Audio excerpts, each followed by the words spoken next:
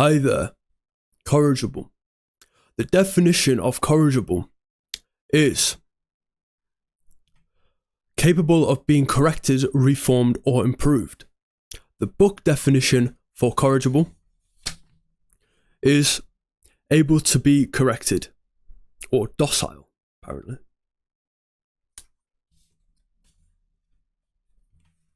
Some examples of being someone who is corrigible would be a student learning feedback from a teacher. A student learning feedback. A high school student receives a low grade on an essay due to poor structure.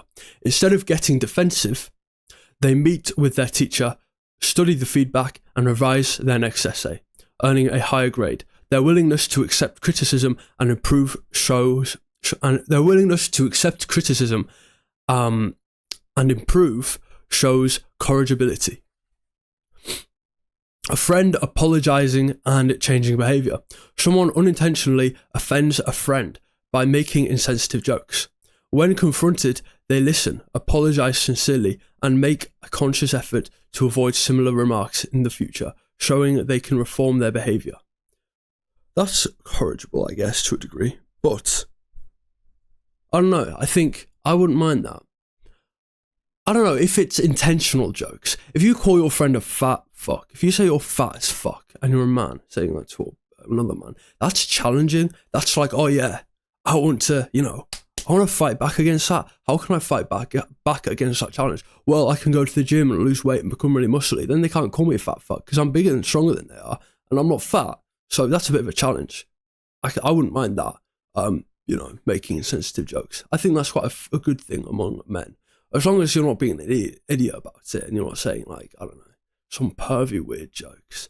Like, oh, you're a Nazi or something. It's like, no. I wonder if I can say that word on here. Maybe. I'm not sure. That's a random joke and that's just dumb, isn't it? If your friend calls you that, then it's just probably weird. You probably are friends with the wrong people.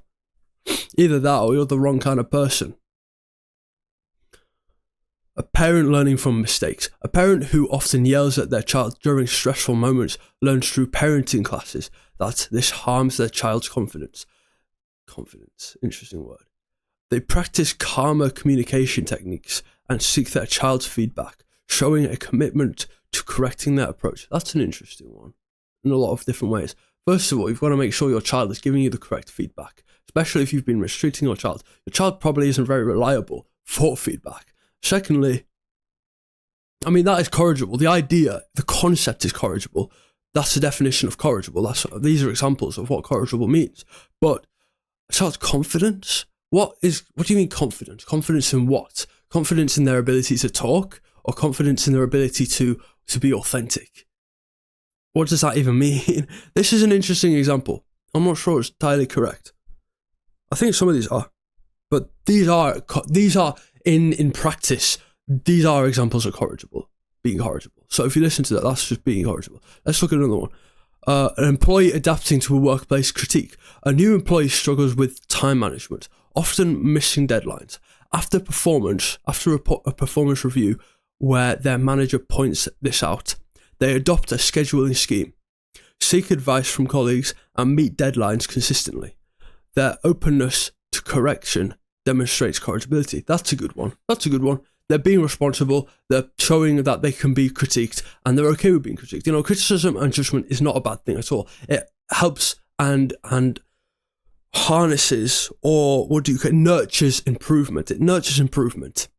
Criticism and judgment nurtures improvement, and someone who is corrigible, showing corrigibility shows that you can improve and change and get better and adapt and become more responsible. So that's the definition of corrigibility or being corrigible.